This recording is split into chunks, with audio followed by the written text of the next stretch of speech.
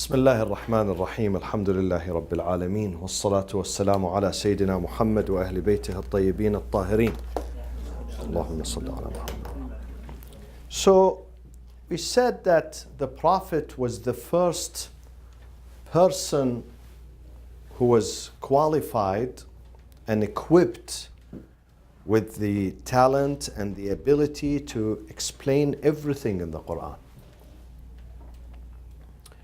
And according to the Shia theory, the Prophet never left his community before he explained everything in the Quran from A to Z. And this is mentioned in the Quran. Inna alayna jam'ahu wa Qur'ana. God says it's upon us to gather the Quran and teach you the recitation of it. فَإِذَا قَرَأْنَاهُ, once the angel Gabriel recites, فَاتَّبِعْ قُرْآنَهُ, follow him in the recitation. Follow exactly the way he pronounces the book. فَاتَّبِعْ قُرْآنَهُ ثُمَّ, also, ثُمَّ means also, إِنَّ عَلَيْنَا بَيَانَهُ. This is Surah Al-Qiyamah. And it is only upon, and it's also upon us, علينا بيانه, to explain it. Explain it where? During the time of the Prophet. Because the Prophet, he was the messenger. So if the Prophet dies and he did not explain, this means God is not saying the truth. Astaghfirullah. And God always speaks the truth. Inna alayna bayana. It's incumbent upon us to explain the book. Explain it where? Now? Year 2018 or during the time of the Prophet? Definitely during the time and the life of the Prophet. In the Sunni theory, they believe that the Prophet left without explaining few concepts in the Quran. They remained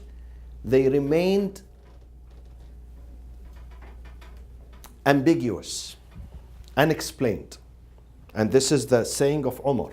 Umar says the Prophet died before he explained few concepts in the Quran. After the Prophet, of course, there were so many who learned the art and the method of explanation and interpretation of the Quran from the Prophet. We will mention their names. And during the time of the Prophet, his companions were not the same. Unfortunately, sometimes some people, they become emotional. They try to portray a perfect picture of the time of the Prophet. Everything was excellent, everything was perfect, everything was neat, everything was organized. It's not like that. Because when you read the Quran, you see, no, they are human beings. Some of them were thugs, criminals. Some of them lived in this city, he had no choice. Muhammad came to Medina, he had no choice but to accept Islam. Where does he go? He moves out? He can't. He's been living there for many years. So he has to say, yes, I agree with you, Muhammad. But in his heart, he didn't agree. So there were all sorts of people. Among them, there were the most pious, the most committed, the most honest, and also at the same time, in the same street, the same neighborhood, there were some thugs and dishonest and criminals and troublemakers. Among them were people who were genius, smart, extremely intelligent, and in the same neighborhood, the same mosque, the same street, many of them were dumb. They were foolish. This is mentioned in the Quran. You know the Quran mentions the term foolish. سَيَقُولُ السُّفَهَاء. Chapter 2. Sufaha. As-sufaha. Sufaha are the foolish, the stupid. In a plain English, the stupid. Quran says. Sufaha in the Muslim community. God says stupid in the Muslim community. He says in the Quran. Sufaha, Safi. Safi, someone who has no ability to manage himself and his affairs, called Safi. So he has to be under control. His money, they keep it under control. Someone has to take care of his affairs. Someone has to take him, bring him, manage his money, manage his bills, manage his affairs, manage his safi. This is the Quran. So it's not right to exaggerate and say, no, all of them were perfect, No, it's not like that. They were human beings. Human beings are different in their capacities. In their mental capacities are different. Some of them are very intelligent. Some of them are not very so. Some of them are kind, receptive. Some of them are mean. Some of them are cooperative. Some of them are not. Just like a school, you have so many students in the school. You have different types of mentalities and tendencies and manners and different, many. Even in one family that has several members, there could be differences between them in their manners, in their tendencies, in their moods, in their, So it's not right to say the entire city of Medina, over 100,000 people. When the Prophet died, there were over 110,000 people in the city. This is not a small. We can't say all of them were perfect, no. So even when it comes to al-qiwa al-aqliya, their mental capacities, they were variant and they were different. Some of them, they will pick up exactly what the Prophet says, they memorize it. And this is Ali ibn Abi Talib. Ali ibn Abi Talib is described in the Quran, وَتَعِيَهَا أذن واعية. وتعيها, تعيها, to understand. To understand, God says, to understand my word, you need a listening ears. What does it mean listening? Physically listening? No. Spiritually and morally listening. Someone who's obedient. Someone who's subservient. Someone who really wants to learn. But if someone wants to defy and yell and reject, he's not udhunun wa'i. He's not a receptive ear. He's a defiant ear. Okay? When this verse came, that God was telling the Prophet, listen, Ya Muhammad, listen, Muhammad, only those who have receptive ears are going to listen to you and accept, so don't waste your time with others. The Prophet says, دعوت الله أن تكون أذن علي بن أبي طالب. I asked my Lord that this ears becomes, this example, the perfect example of this verse becomes Ali ibn Abi Talib. He listens to everything I say and he accepts. Listening means accepting, not just listening. Even the non-believers, they would listen, but they would not accept. سألت الله أن تكون علي. So Ali, he would pick up everything. And he knows what God wants from this verse, exactly what he wants. He knows the tafsir, he knows the ta'wil, the esoteric side of the Quran, he knows the outer meaning, the inner meaning. And the Quran himself says, my friends, the Quran says, نَرْفَعُ دَرَجَاتٍ مَنْ نَشَاءُ. We raise, نَرْفَعُ, we raise the levels or the grades of whoever we want. We want. This is chapter 12, 76. God says it depends. The level of understanding has to do with your faith in God. If your faith is stronger, we open your hearts, we open your mind, you understand everything.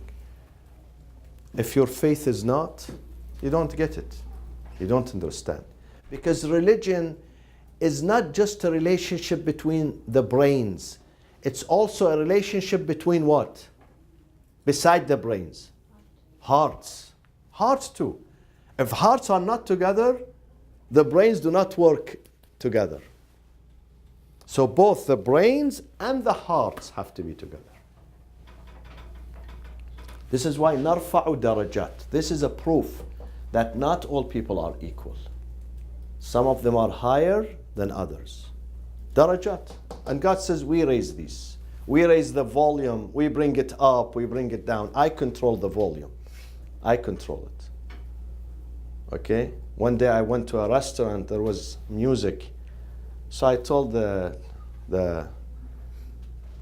girl who brings the food, what's her name? Waitress. The waitress. I said, please lower it. She said, no, only the boss has the right to make it up and down. I said, no, if the boss, then forget about it. I have to petition and write a letter to the boss. Takes inshallah, for next trip when we come. Only the boss. And really, it's only the boss. And who's the boss? God. He has the control of the volume. He wants to raise someone intellectually, he knows how to do that. He doesn't want.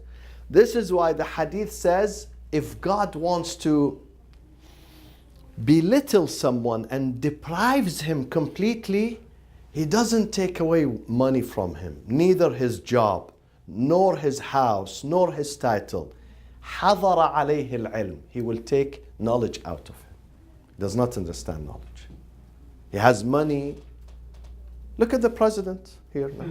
Well, he's a president of the United States. He's wealthy. 60 million people voted for him. But God says, you don't deserve knowledge. You have to remain stupid. Because knowledge is God-given gift. إِذَا أَرْذَلَ اللَّهِ. This is one of the things that you have to write and remember. This is the hadith. إِذَا أَرْذَلَ اللَّهُ عَبْدًا. إِذَا, once God. إِذَا, once God. أَرْذَلَ.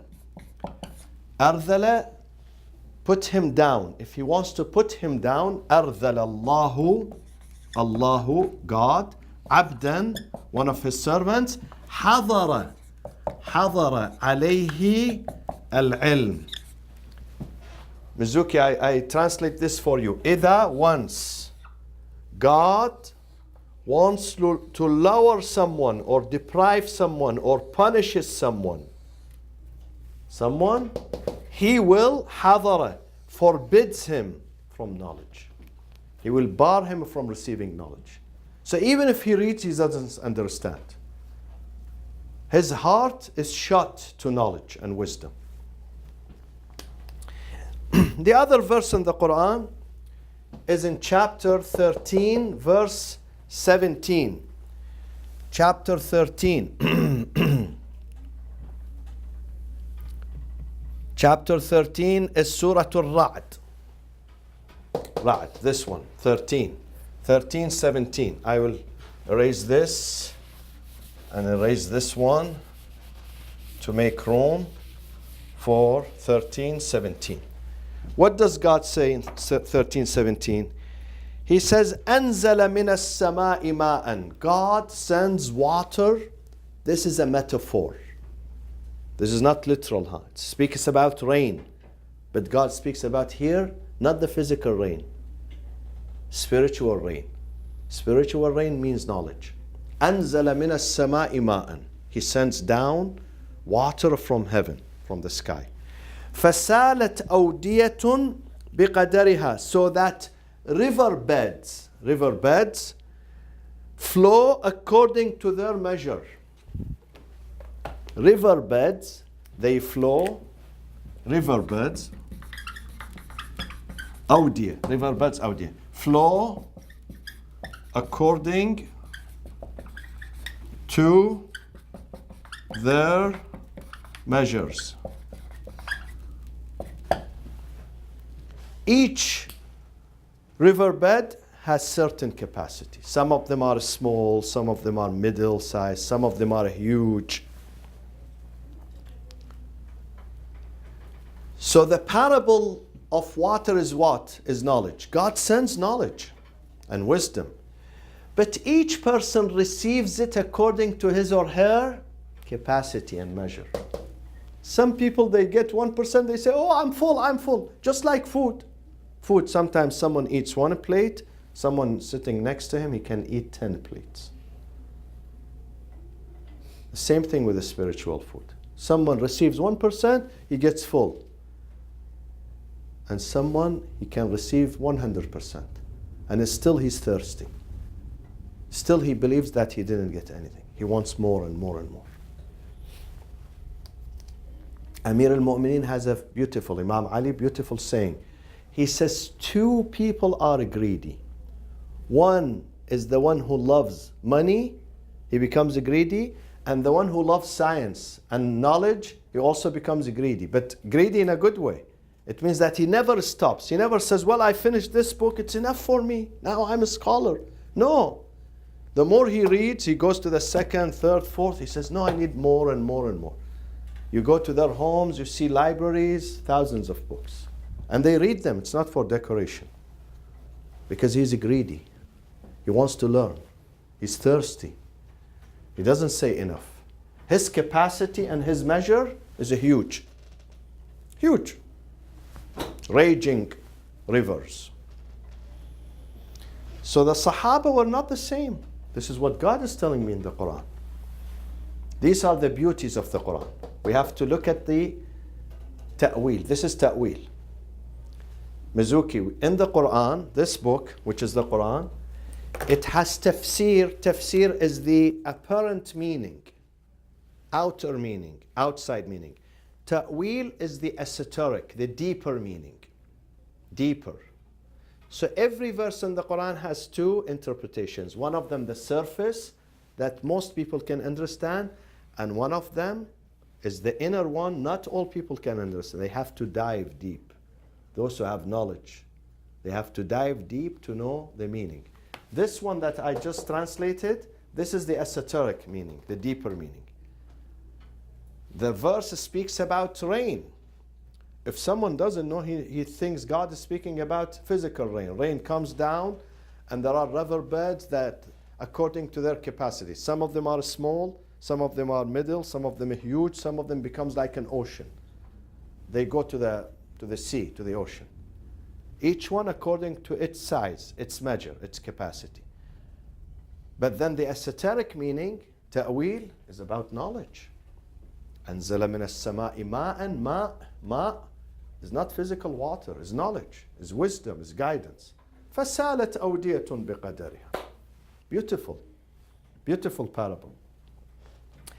And the third one, my friends, in the Quran that speaks about the diversity of the people is 269. This one.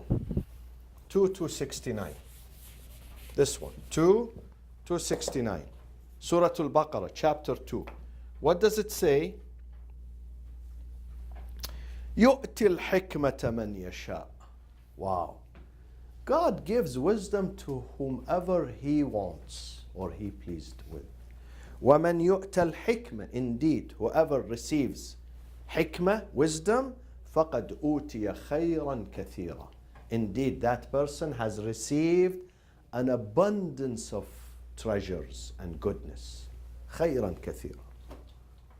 If you receive wisdom from God, if you open your heart, an abundance of goodness. In Islam, the real richness is not measured by the amount of money that you have in your bank account, or the properties that you have, or the children that you have, or the weapon that you have, or the followers that you have, or how much people follow you on Twitter, how much likes you have on Facebook. No. None of this is measured by how much wisdom you have, how much knowledge we have, how much insight you have. This is hikmah. فَقَدْ أُوتِيَ خَيْرًا كَثِيرًا. If I give you hikmah, I have given you something good, God is saying. Something huge. So you have to take care of it. And therefore, one of the ways to judge people by God on the Day of Judgment, not only the good deeds. Some people are equal in good deeds, but yet in paradise they are in different levels. Because it depends on their ilm. How much ilm he has. And in Islam we are encouraged that the best type of service to God and worshipping is to learn. And I mentioned this many times. In the nights of Qadr, nights of destiny. In Ramadan, we have special nights. We stay the whole night. We worship God. Someone came to the Imam and he said to him, what is the best deed during this night? What is the best prayers? What is the best supplication? He said, Talabul ilm, seek knowledge. Even in this night, the best deed, the best amal, the best practice is to learn. Because the more you learn, the more you are healthier and safer and you know what to do. You are not misguided. I always say those ISIS, Al-Qaeda, why they are misguided? Because they are dumb. They don't have a brain. If they have a brain, would he go and kill innocent people? In Afghanistan yesterday they killed 100. 100. They put the bomb in an ambulance. So people thought this is an ambulance carrying a patient. And he comes in the middle of the market. Boom. Why? Are you killing beasts, insects? Who are they? They are your cousins, your people who are in the same city, people that you played with when you were a child. But look at the stupidity. When someone does not have ilm and knowledge, ignorant, this is how they, There is a debate now in Saudi Arabia whether women should drive or not. Today I saw an interview with so-called scholars, Saudi Arabian scholars. They say, no, they shouldn't drive. Because once they drive, they get corrupted. Why? What is the relationship between driving and corruption? Tell me. Because he doesn't trust his wife. He doesn't trust his daughter. He thinks that if she drives, she gets corrupted. No, if you teach her what is right, what is wrong, if you don't control her and suffocate her, if you teach her the manners, then you can trust her. You don't have to worry whether she drives an airplane or she drives a car. But because you did not do your job, you don't have a trust in yourself and in your family and in your wife and your daughter, you don't want her to drive. All of them, no, she shouldn't drive. This will demolish the families. This will bring fasad, as if there is no fasad. Saudi Arabia is worse than Las Vegas, believe me. Believe me, if you read the surveys about pornography, it's number one, pornography. Child abuse, number one. Immigrants abuse, women's abuse, number one. Everything is number one. There is no more room for fasad. Alhamdulillah, you reach the full capacity. And this is a scholar. This is someone who memorizes the Quran and they go on TV and thousands of people listen to them. Because this is empty. Allah did not give him hikmah.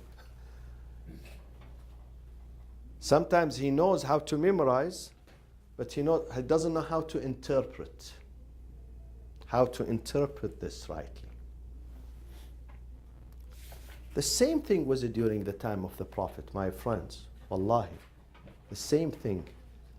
The same problem that we have today, fanaticism, radicalism, stupidity. They existed during the time of, they were human beings. Human beings. Why do we think they were, coming from another orbit, another Jupiter? They were people who lived in the same place. And I have example of some of them, how they misunderstood the Quran. One of them, he's very famous, Uday ibn Hatim. Uday ibn Hatim, wow, this is a big shot. Uday ibn Hatim, big shot. You know this person, when the verse came in the Quran about fasting, verse in chapter 2, Surah Al-Baqarah, verse 187, God speaks about fasting. He says, you may eat and drink until you see the white thread being distinguished from the dark thread. وَكُلُوا وَاشْرَبُوا حَتَّى يَتَبَيَّنَ لَكُمْ الْخَيْطُ الْأَبْيَضُ مِنَ الْخَيْطِ الْأَسْوَدِ من الفجر ثم أتم الصيام إلى الليل.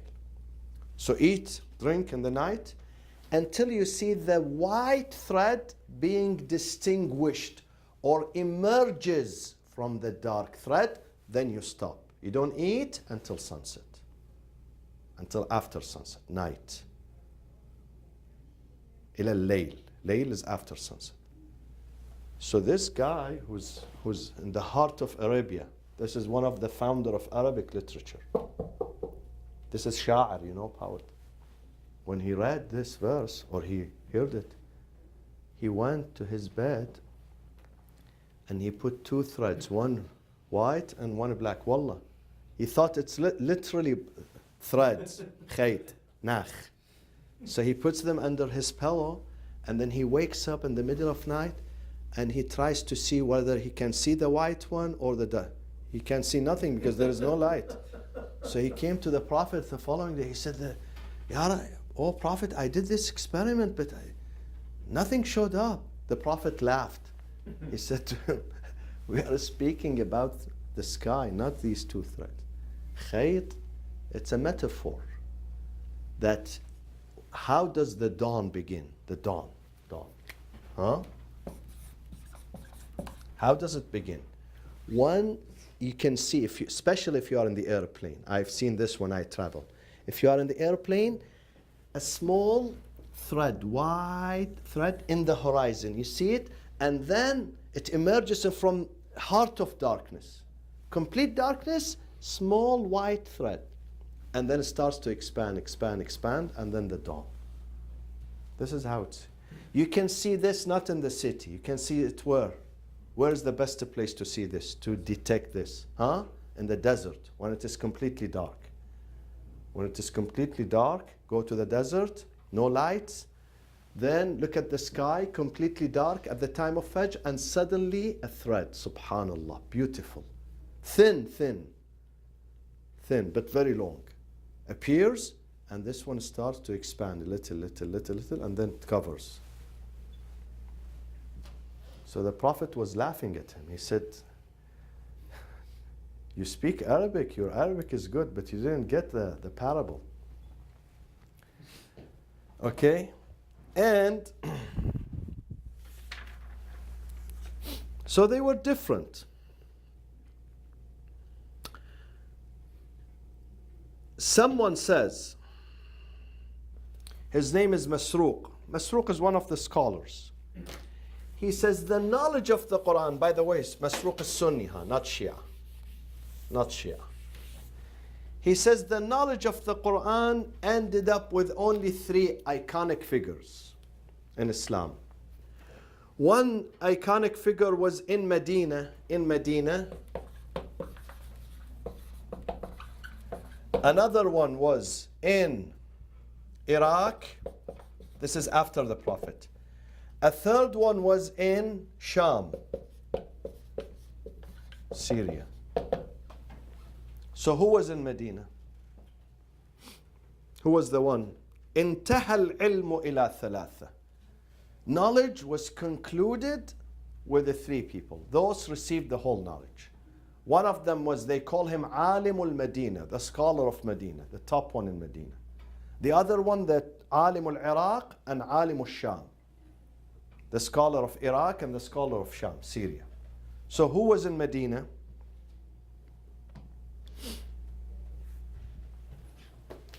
My God, Imam Ali alayhi salam. He says Imam Ali.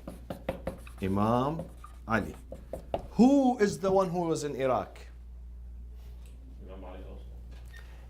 Abdullah. No, Ibn Abbas died in Medina. He didn't go to Iraq. Abdullah ibn Mas'ud. Abdullah ibn Mas'ud. Who was in Syria? In Syria, another good companion of the Prophet by the name of Abu al-Darda. Abu al-Darda. As a famous dua. No dua. No dua in his name. Abu Hamza al-Thamali. That one Abu Hamza. This is Abu Darda. This is companion of. He was a good man. So those three, they received the knowledge of the Quran. When they get together in one point, they ask each other. The narrator says, they start having discussion among themselves. So, but all of them, they ask Ali, but Ali never asks them. This is what he says. This Masruq says, Masruq, the one who's the Sunni narrator. His name is Masruq. He's narrating the story. He says when they get together, they start asking each other. But those two, Abdullah bin Mas'ud and Abu Darda, they ask Ali, but Ali would never. وَلَا يَسْأَلُهُمْ وَهُوَ لَا يَسْأَلُهُمْ.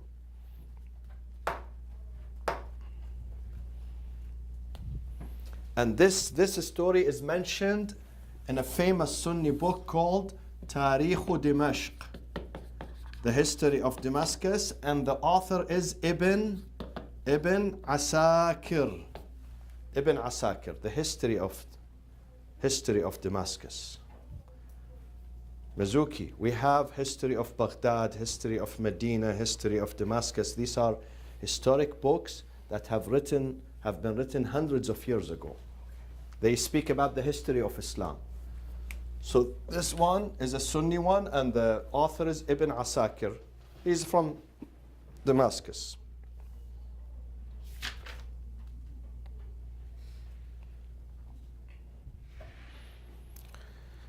Okay.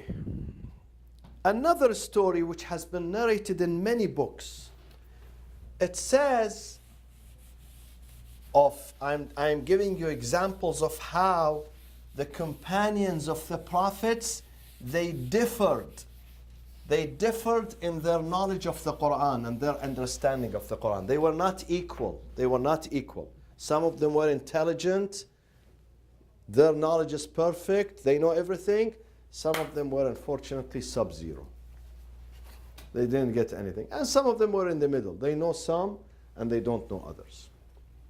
Second Caliph, Umar ibn al-Khattab, he was giving a speech, and in chapter 80, what chapter is number 80? Abasa, frowned. Abasa wa tawalla, number 80, chapter 80.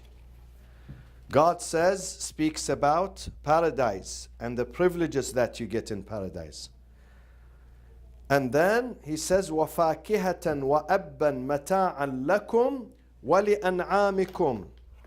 We have given you. It's in this life, not paradise. It is in 32. If you won't, go home and check it. 32. Okay? وَفَاكِهَةً وَأَبًّا. We give to you fruits and ab. A sustenance for you and your flocks.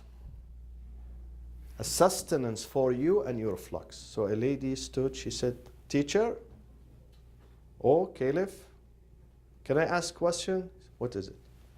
She said, what is meant by abban? Abban. Not aban. Aban, without this, is father. Abban is a sustenance for your flocks. Sustenance for your animals. God says, we have given you food and your animals also food. So the second caliph did not know the meaning of this term, which is a sustenance for animal. So instead, what did he tell her? Do you know the hadith? You know what his answer was? Rather than saying, sorry, let me check it out, let me ask. Or if someone here knows. So not to embarrass himself, he said, إِنَّ هَذَا هُوَ التَّكَلُّفِ. You are burdening yourself too much. Why do you want to know everything? Leave it. Just, pass by, and even if you don't know the meaning, it's okay. Because this is burden, takalluf. This is takalluf. Burden. A burden. This is a burden.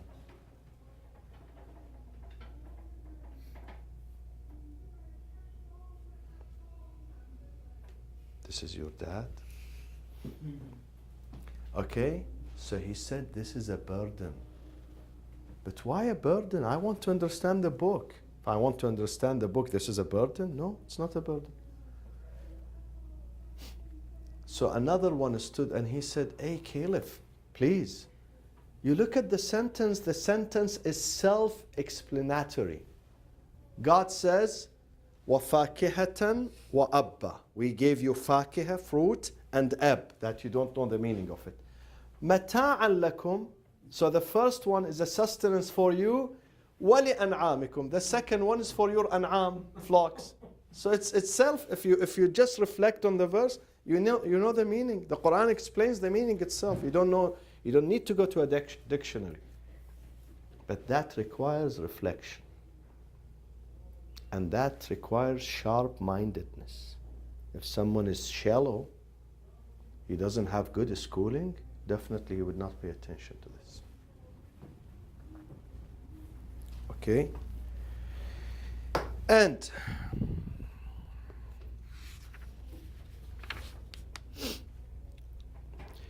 Abdullah ibn Abbas, this is amazing.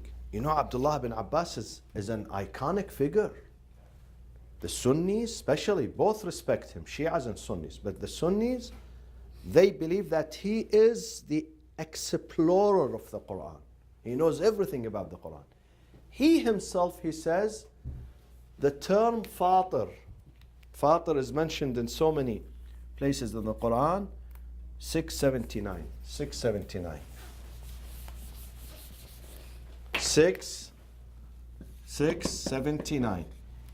He says, Fatir السماوات والأرض. Fatir. He says, I did not know the exact meaning of it. Until one day, two Arabs, they came from the desert. They were fighting over the ownership of a well. Well is very important. If you don't have well, if you don't have water, you have no life. Neither you nor your animals, nor your cattle, nothing can, nor your farm. So sometimes they would fight, just like today, how they fight over oil in the Middle East. They would fight over.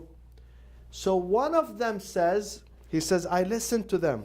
One of them says, أنا فطرتها. The second says, أنا ابتدأتها. One of them says, أنا فطرتها. The adversary says, أنا ابتدأتها, which is the same, exactly the same. He said, from their discussion, I realized the meaning. Fatir means the creator. Fatir is Fatir السماوات والأرض. Fatara. He is the creator of heaven and earth. He says from the discussion of two people who are fighting, because one used the same term, Fatara. The second, he was saying, no, I did this. But he says, ابتدأتها. ابتدأتها means I created. So from the discussion of two Arabs in the desert, I understood the meaning, what God wants to say when he says, Fatir.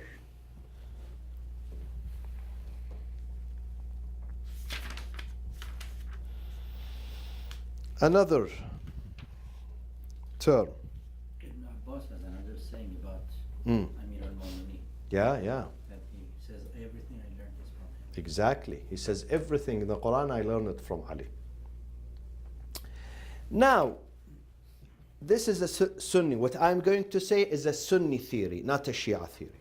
The Sunnis, they believe that there were 10 top interpreters of the Quran.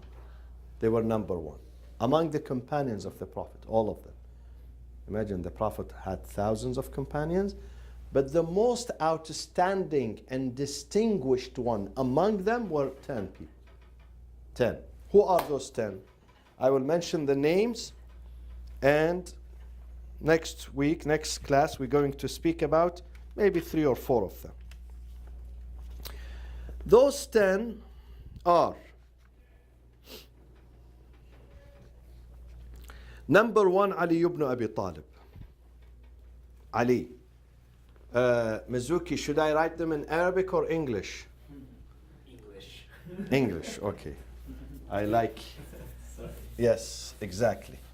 So number 1 is Ali. Ali ibn Abi Talib. Ali. This is number 1. Number 2 is, who's number 2? Did you see the name before? No. Ibn Mas'ud. Number 3, Ubay ibn Ka'b. This is Sunni story, huh? This is not Shia. I am just borrowing things from the Sunni side. Ubay ibn Ka'b. Ubay.